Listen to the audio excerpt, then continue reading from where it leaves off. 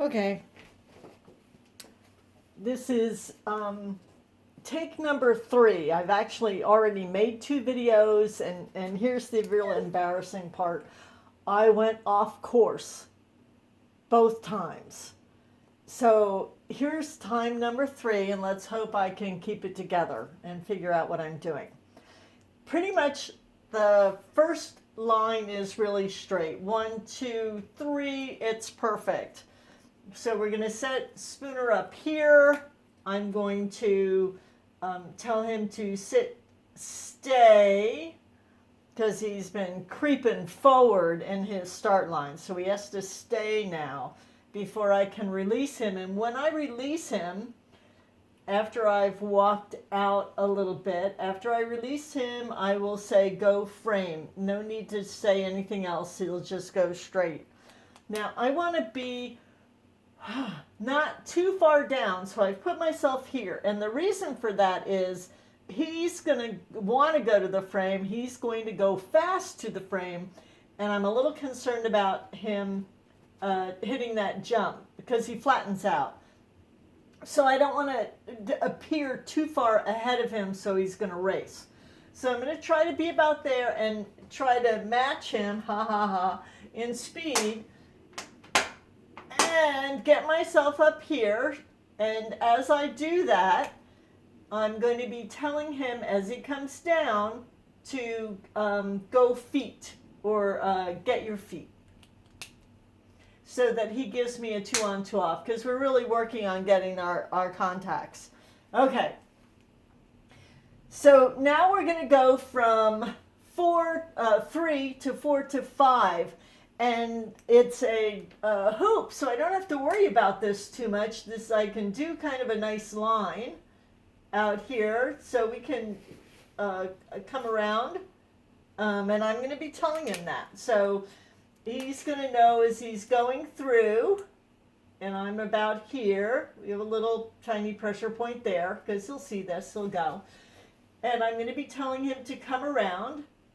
So he's going to come around and go jump. So I don't want to give him that information too early, or that he will turn. He's got a really tight turning radius. And sometimes he's very responsive. So come around, go jump. And that actually, I'm not worried about this curve too much because there's no bar there.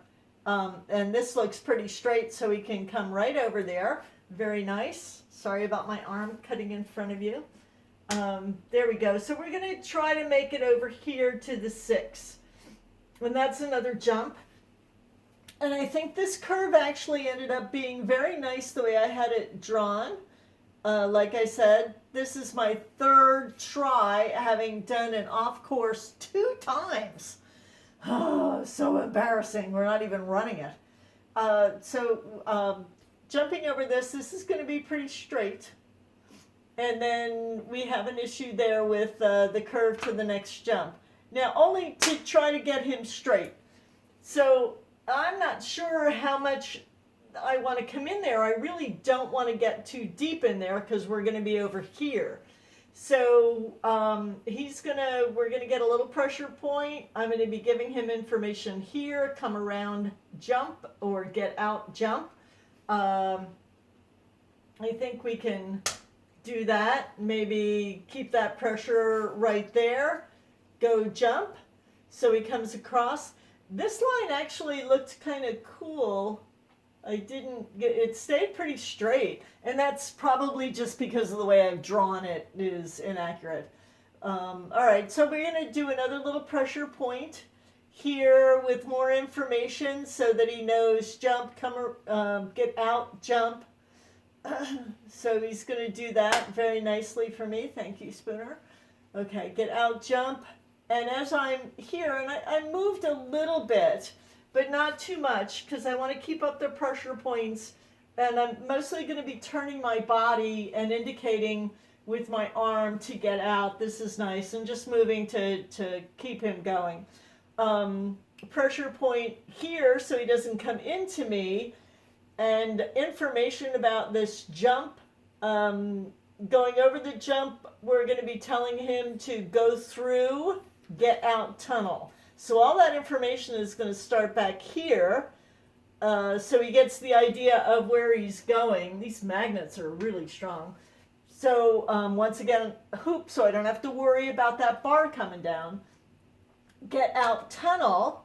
And I'm still right there, more or less, kind of just moving, turning in a circle, my arm held up in my perfect world. Coming through the tunnel from 10 to 11. I'm going to give him some information as he gets in the tunnel because I want to tell him to go jump.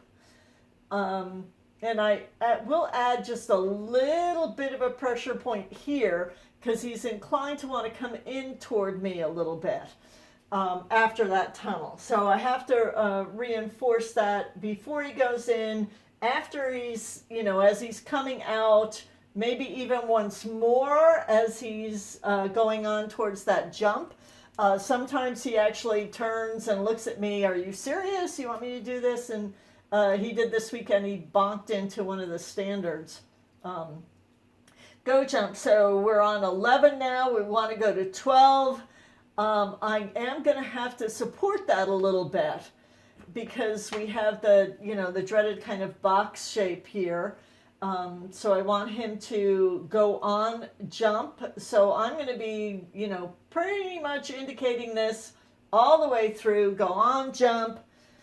And then see if I can get him to, if I come down a little bit more, to then come around, and it's a get out. We're going to have another pressure point here, telling him information as he's going through the jump. Get out, going through. Going over the jump, please. Go over the jump, not through it. Jump, again, pressure point so he doesn't come in. And then jump, more information there. And let me see, 15, 16. So I'm kind of around here. I don't want to get too deep in here because we have the circle in the other direction up here. So I kind of want to be on this side of the weave poles. I don't have to be. He's not fussy about whether I'm onside or offside for the poles. But I was thinking I would end up here a little bit. I don't know. You'll tell me what you think. Come jump, and then giving him information to go poles so that he comes into his poles. Now I'm rethinking this. Maybe I should be on the other side. Yeah, maybe I should be under the other side, telling him to go poles, and because he'll follow along with me a little bit. He'll get that entrance there. I support, but he knows his entrances. Going through his poles here, and I want him to go jump. And I probably will do like a little bit of a rear cross. So information after the poles is to go jump. And then, okay, he's going to get over that. We're going to go over... this actually ended up being a nice curve to go over that jump, and I'm probably going to rear cross. And I'm probably going to wait to rear cross until after he's over that jump. Make sure that I've got that pressure point. I can use the same one to get him to go out with my arm out and my shoulders facing that direction to make sure he follows along. Keeping that pressure point, giving him information here. Go jump, get out, jump. Also, again, pressure point, but I'm not really going to use this pressure point going in this direction because I want him to get out to the dog walk. So, and he will like doing the contact, so this is not a big issue with him. He'll go over the jump, sorry about my arm, and I will be telling him to... as he's going over the jump, it's get out, walk it. And he's going to come down, and I'm going to try to stay lateral to him. I don't want to get once ahead. Again, I don't want to get ahead of him because then he'll race, and I want to make sure that we get our contacts. So I'm going to parallel a little bit, and then pressure point, pressure point, pressure point, get out, get out, get out, go through. Also, to reinforce that, because we've been having a few issues with him turning in towards me at the end of the run. So I want to make that really clear. But I need to get his feet first. Okay. I think I didn't go off course that time. Good.